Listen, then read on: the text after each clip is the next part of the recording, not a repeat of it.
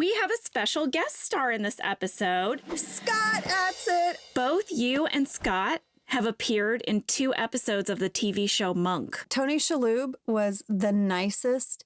He was throwing something to try to get it in the trash can. And when it hit the trash can, it made like a ping, and I started laughing. And then the 2 of us sat there and did our impressions of the noises of things going in the trash can, like we were such dorks, and we cracked up. I don't know. He's just so fun. I just adored him.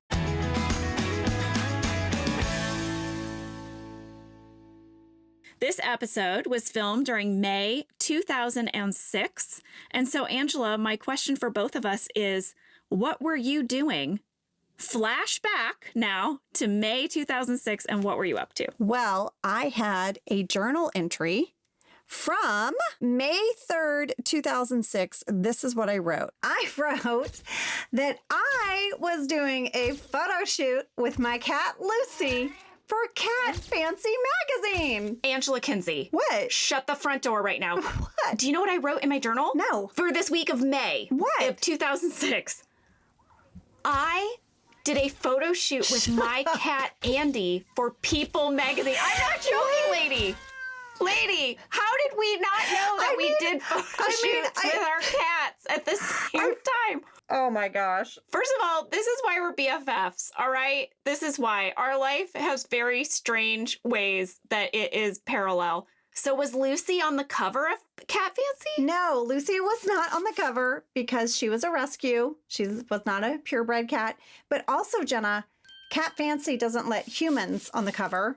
So that's like, it's only cats on the cover. Okay. But the cool thing is that Lucy and I got I saved the magazine. I think we got like 4 pages. So Lucy and I are in the center, I guess, for the centerfold. Oh, you are the centerfold of Cat Fancy magazine. So Lucy and I look amazing. There's some of the best pictures I feel like I have. How was she during the photo shoot? Well, yeah, I should probably give you some backstory about Lucy. Lucy loved to sleep. Oh. So Lucy did nothing. Lucy just laid there. And I mean, Lucy is, I love her. She, R.I.P. Lucy. She had a great long life, but she really just loved to lounge. She was a lounger. Oh. So in many shots, I'm just laying next to her because that's like her favorite thing to do. But what about you? What was your People magazine shoot like with Andy? Okay, well, Andy was also a rescue, but he was a semi-feral cat. I had found him. He was eating out of a dumpster back in Kirksville, Missouri, where I went to college. I think he was about like 5 or 6 months old when I got him. And he was just always we said he was always a little wild. And he loved me and he snuggled me and he was so gentle and sweet, but he didn't love strangers in the house. And so when the People magazine guys came over, not only were they all there kind of causing a ruckus, you know, and Andy was a little bit like, I'm out of here. They wanted to do the photo shoot outside and they wanted me to hold him. Forget it. Mine was inside. Oh my gosh. Angela, forget it. I'm in like full hair and makeup with this dress on. They were like, okay, we're ready for you. Will you come out with Andy? So I'm holding Andy. And I think if you look in the photo, you can see that he and I are both a little tense, but I'm smiling super big as if I'm not tense. And I wrote in my journal, Angela, I wrote in my journal that he clawed my stomach and I had like bloody claw marks in my stomach from the photo shoot because he wanted to get away. Oh, lady. I do remember like calling my mom and I was so excited because I hadn't really been in any magazines ever, obviously, in my whole life. And I was like, Mom, I'm going to be in Cat Fancy. And my mom was like, what? I was like, me and Lucy, Mom. Anyway, that is so cute. I love that. Now I really want to see. I remember you doing that, but now I need to see the picture. Okay, well, I have a ton of makeup on, just a ton of makeup, and I'm smiling in a really weird, maniacal way. And I called my mom after that photo shoot, Angela, and my mom was so sweet. She was like, oh, I am just so proud of you both. just so proud of you both. She's like, just think about that little kitten that you found in that dumpster in Kirksville, Missouri. He drove all the way to Los Angeles with you onto the pages of People magazine. What a life you've given him. That is so adorable. That is such a mom moment. Oh, my Lord. I know.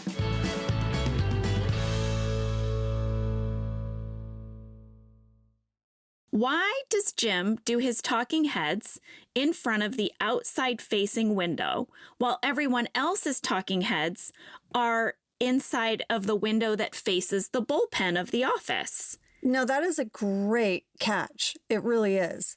So I emailed Greg Daniels and I asked him, was this deliberate? Was this an accident? What does he have to say? And he said that it was something that Randall Einhorn, our cinematographer, suggested to Greg, starting with the pilot, and Greg absolutely loved it.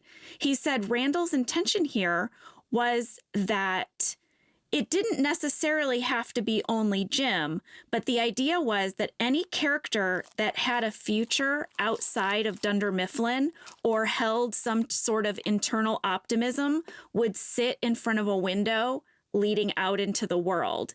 But characters who didn't want to leave Dunder Mifflin or who maybe were in more of a position of being trapped would do their talking heads facing into the office. Wow. That's so deep. That's really deep. Yeah. I'm sitting here racking my brain to think if my character ever sat on that other wall with the window facing out behind her. And the one that comes to my mind, and I think it might be the only one, I'm trying to think if there's any other one. It was when you and I did Big Pregs, Little Pregs. Yeah, we did. I think it's the only time I ever sat there. Well, for a very long time, I only sat there if I was with Jim. Wow. Which was really the only possible future for Pam outside of the office. Wow. I That's think, so deep. you know, isn't that crazy? But otherwise, she was rather trapped in her, you know, bad decision of being with Roy. Trapped or content, you know? I mean, some of us were just happy with our lot in life. Yes. Well, that is fascinating, and I like it. Yeah, I thought that was a good one.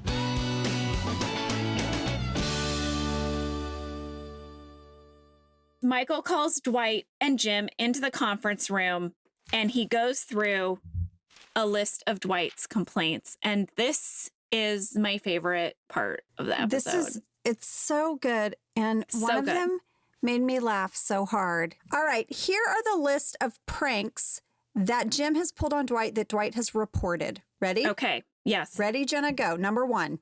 Number one, he replaced all of Dwight's pens and pencils with crayons.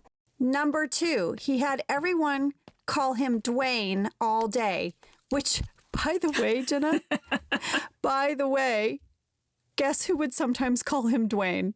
Who? In a scene? Who? Oscar. He did? For real.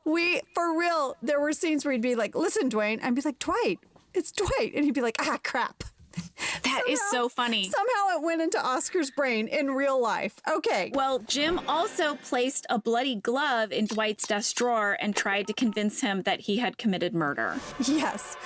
Number four, Jim told Dwight there was an abandoned infant in the women's room.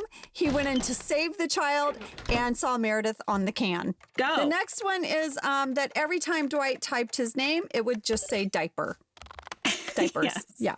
By the end of the day, Dwight complains that his desk was moved 2 feet closer to the copier. And Jim admits that, yes, every time Jim got up from his desk, he moved it a little closer to the copier. This one is my favorite of all time, of any prank ever written about on The Office. It's just a sentence. We never see this play out, but my imagination of it is so rich. Dwight says he hit himself in the head with his phone. And Michael is like, what? How could that have been Jim's fault? And then Jim in his talking head. It cuts to Jim, yeah. And John's reaction, he laughs. He says that he put nickels in Dwight's headset over the course of a long time so that it got heavier and heavier. And then one day he took them all out so that when Dwight answered the phone, it would be super light. Yeah. And I just, that is brilliant. That's brilliant. That is brilliant. Greg Daniels. Yeah. Clap.